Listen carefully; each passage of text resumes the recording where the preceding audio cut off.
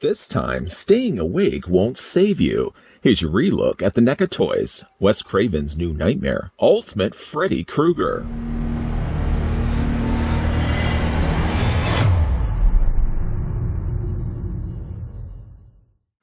Based on Wes Craven's 1994 film, New Nightmare, Freddy stands 7 inches tall with over 25 points of articulation. Accessories include an alternate head and removable hat. This second look of Wes Craven's New Nightmare Freddy from the folks over at NECA Toys comes courtesy of viewer Kristen, who had asked in one of the comments if I still had the figure, would I consider re-reviewing him? Well, the answer to that question, as the fact that we are looking at it right now, Kristen, yes, more than happy to oblige. Before we get a closer look at Wes Craven's New Nightmare Freddy, one of my least favorite Nightmare on Elm Streets, what I've been very vocal about in previous videos.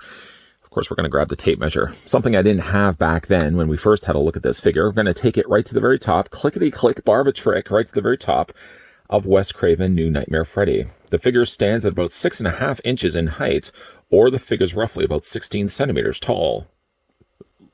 Longtime fans of NECA will know we did already get ourselves a Wes Craven's New Nightmare Freddy, courtesy of the NECA Cult Classics line. The one I'm bringing in right now just so happens to be the Cult Classics Hall of Fame that did feature, again, the additional script book, as well as the Demon Head Freddy. If anybody would be certainly interested to see me re-review those two figures, let me know down below in the comment section. Another figure we can also bring in, I just happened to grab one random Freddy. This is Freddy's Revenge, Nightmare on Elm Street Part 2, Freddy Krueger. You can see right away one thing that's different about these Freddys, even though, oh, hold on a second, let me just, you're indoors after all, let's just remove your hat for a second. One thing you will notice, though, between the two Freddys, and it's sort of consistent across the board with the other Freddys as well, is that Wes Craven's Freddy is considerably smaller, which is strange, really, considering it's supposed to be of the same character after all. Now, I wouldn't really consider this Krueger to be an ultimate release, considering for the fact that the figure did, after all, come included with a clear clamshell case that has been long since disposed of, and the figure is also pretty light in the accessory count. He only comes included with a demon head, and he only comes included with fedora hat. I mean, for me, I would consider that more in a category of just a figure, not an ultimate release. But considering that they already have this mold in their inventory after all, I would be open to the idea that NECA down the road doesn't release this figure again with some improved upon paint. We're going to talk a little bit more about the paint in a second, and of course beef up the number of accessories inside as well. I mean, other than just the demon head and the fedora, there's an opportunity for them to throw in like the script book, like the scratched up Rex the Dinosaur, just to name a few. Based on, though, what we have to work with, let's have a look at the accessories right now. First of all, Freddy comes included with the demon head. This demon head first made an appearance, well, obviously it made an appearance in the movie, but then later to that, it made an appearance in the Hall of Fame Freddy, the one that we just brought in. Head sculpt is pretty good on this one.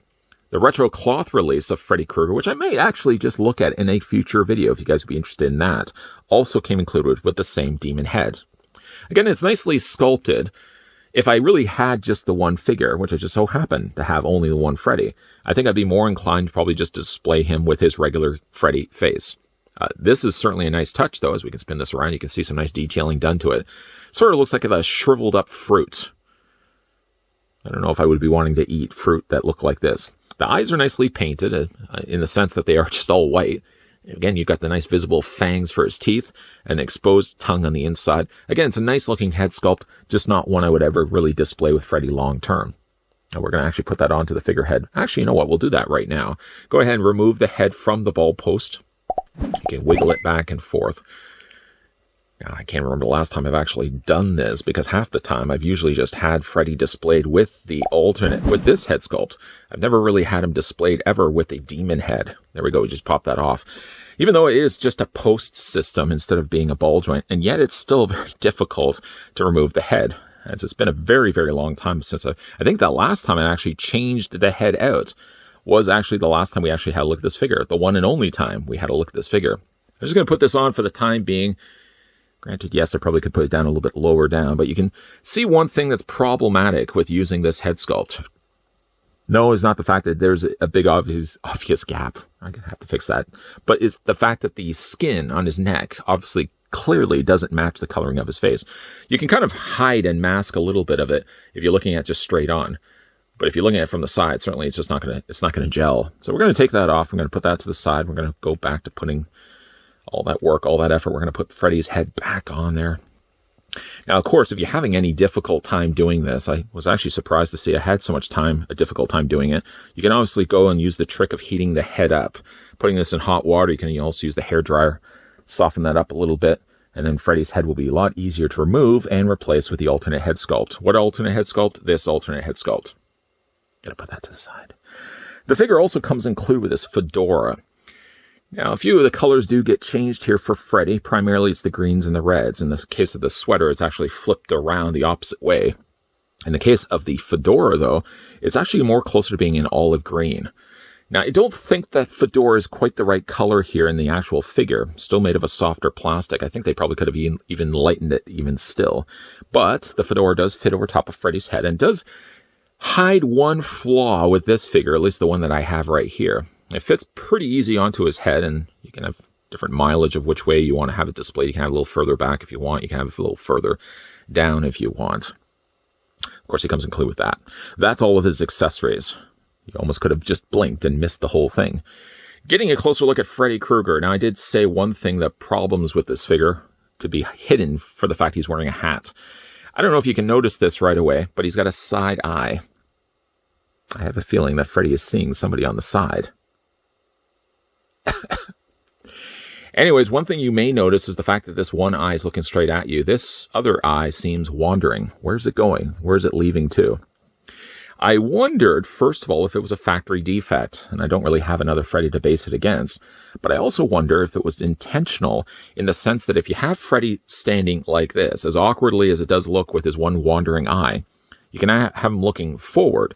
But if you twist the figure sideways like this, you're no longer going to be able to see this straight-looking eye. You're only going to be seeing this eye here, and this eye's staring off to the side. Again, not that I have the other Freddy available, another one at least of these available. I can't really do the comparison, so if you do have this figure, let me know down below in the comments section if you also have a wandering eye. Not you. Not you. Not you. Freddy. If your Freddy has a wandering eye. Other than that, though, it's a decent-looking head sculpt. They have simplified the scarring on Freddy's face. And really not that would be the measuring stick we're going to bring back in Revenge of Freddy here. Even though he looked more witch-like in part 2, you can see like the scarring has been much more simplified. It actually looks like just more open wounds, big gashes on his face. There's certainly a clean aspect to it that I wasn't as keen about. I kind of like more irregular shapes on Freddy's face, looking essentially like a pepperoni pizza, sort of the thing that was basing on the original makeup. But this one actually just has like open gashes. And they don't look as much like gashes as they sort of look like muscle fibers. You can see there on the side of his face. For its credit, it actually is painted well. You can see as well there's these visible teeth. But I've never really been a big fan of New Nightmare Freddy. I always thought he needed to be a lot scarier. He almost was trying to be too cool, too hip.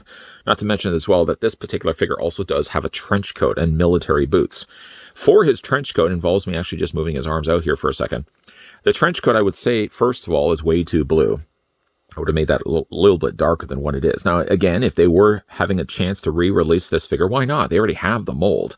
One thing I would do is right away, other than fixing his wandering eye, Freddy seeing somebody on the side, is I would also go in and fix the trench coat. I would make it a lot darker than what it is right now. There's way too much blue wash added here to the sleeves and to the main portion of the jacket, which actually is a softer plastic material. The inside, first of all, his sweater is a little higher on the neck. One thing also that they've done for the new Nightmare design is they've actually flipped the colors around.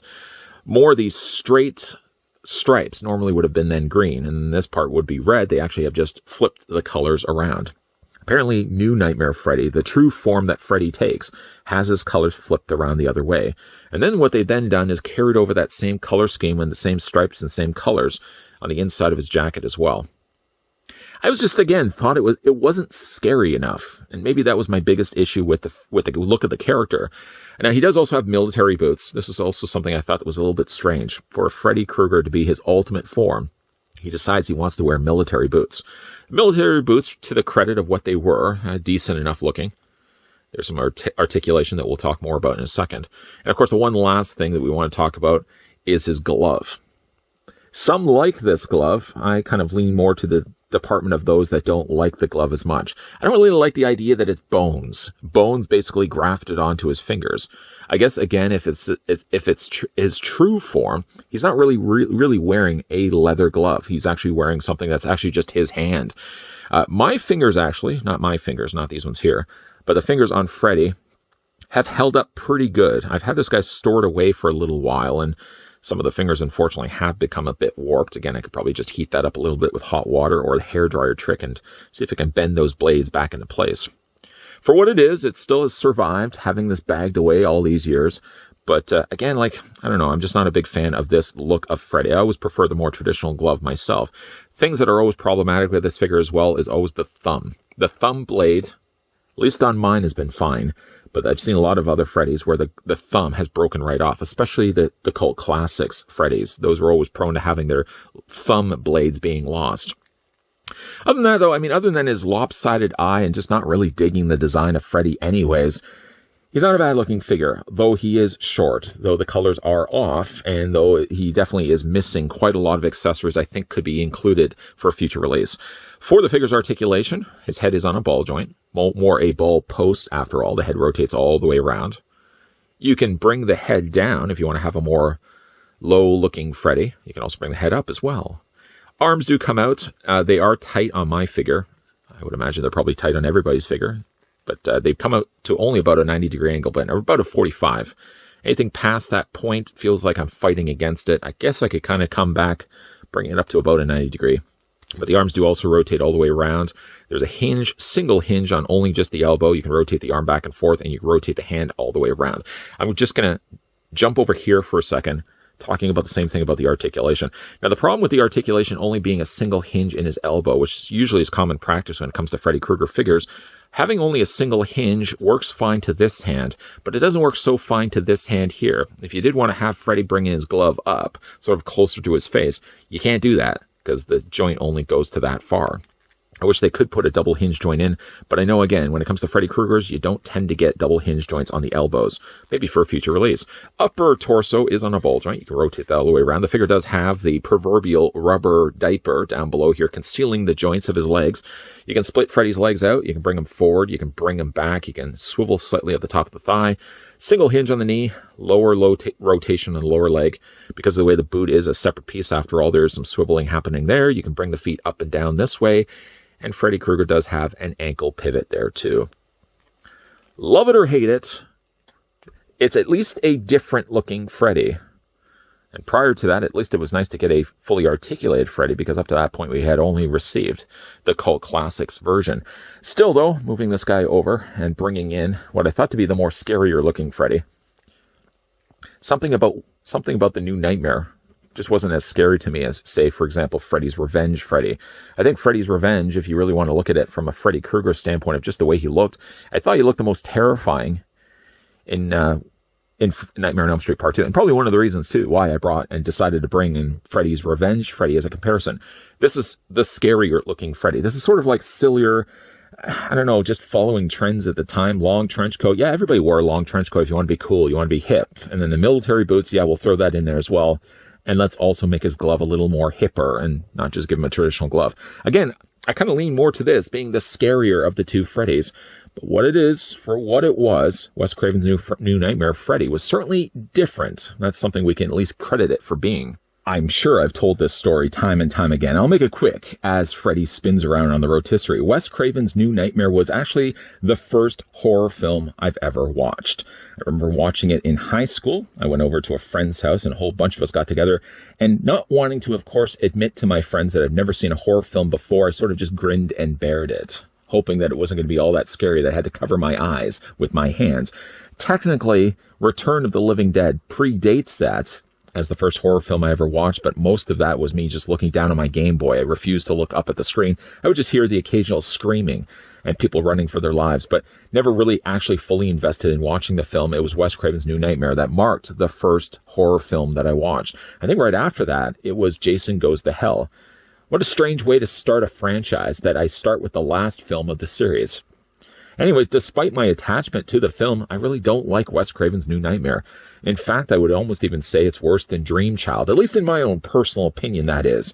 There was something, the elements of bringing him into the real world, that sort of dismissed the whole franchise, that basically just said, Freddy up to this point was just a character. he was never real in the first place. And I think it just lost some of the momentum that the franchise was going. Some may say that Wes Craven's New Nightmare needed to be a resurgence to the franchise. They couldn't simply just do the same thing over and over again. I also found Wes Craven's New Nightmare to be a bit boring, and I wasn't a big fan of the son either. Chalk that all up to generally an uninteresting experience of watching Wes Craven's New Nightmare. Of course, maybe a little bit of that carries over to the figure here. To the credit, really, of NECA, at least they did give us a fully articulated Freddy, unlike the Cult Classics we got before, both the Cult Classics and the Cult Classics Hall of Fame. That was essentially just a action figure that had a little bit of articulation. But to the credit of those figures, made for pretty decent diorama display stands, something, unfortunately, this Freddy also does without. Certainly would be still open, despite my feelings of the franchise. Despite my feelings of the last entry for the franchise, I would still be open to the idea of NECA maybe re-releasing this figure to make some necessary improvements. Changing, of course, the jacket color to make it much more darker and black. Changing the corrected, seeing somebody onto the side eye that he has on the one side of his face. And maybe, of course, bringing in some extra accessories as well. While it's nice that they include the devil head, and it's nice to include, of course, the fedora. You can't have Freddy without the fedora. You got to throw some other things in there as well. The script, I said, like Rex the Dinosaur. I'm sure I probably could think of some other things as well. Throw in some necessary things like that with a future release of Freddy, and I would still be picking it up, despite my feelings of Wes Craven's New Nightmare. Once again, hopefully that Kristen did enjoy this video. She had reached out and actually commented a couple of videos if I would ever go back and have a look at Wes Craven's New Nightmare Freddy, and voila, having a look at him in this video. If there is anything that you certainly would like to see of videos I've done in the past, let me know down below in the comments section. And certainly if I still have the figure like I did here with Wes Craven's New Nightmare Freddy, of course, absolutely, we'll have a look at the figure again here on this channel. Maybe for your video question for today, I'm not even just asking it to Kristen, but anybody else that happens to be watching this video, what was the first horror film you've ever watched? It'd be rather interesting to see some of the replies down below. And even though I am a little late of a bloomer when it came to horror films, I've loved watching horror films ever since. Even though I technically started with Return to Living Dead, looking down on my Game Boy, I never even looked at it. I think I remember looking it up when somebody was biting a brain of some guy's head, and then I immediately went back to playing Super Mario Land. What's your favorite horror film, though? Let me know down below in the comment section. And if you enjoyed this video, hit it with a like. If you're loving the content that you guys are seeing here, make sure if you haven't already done so that you're hitting the subscribe button down below. Turn on the bell notification so you're always going to get reminders of whenever new videos are popping up. And yes, if you guys are interested and would like to go back and have a look at some of my other NECA reviews or Freddy Krueger reviews, popping up at the very end of this video will also be playlist, and just in case there was anything you may have missed from previous years. As always, guys, thanks for watching. See you guys next time.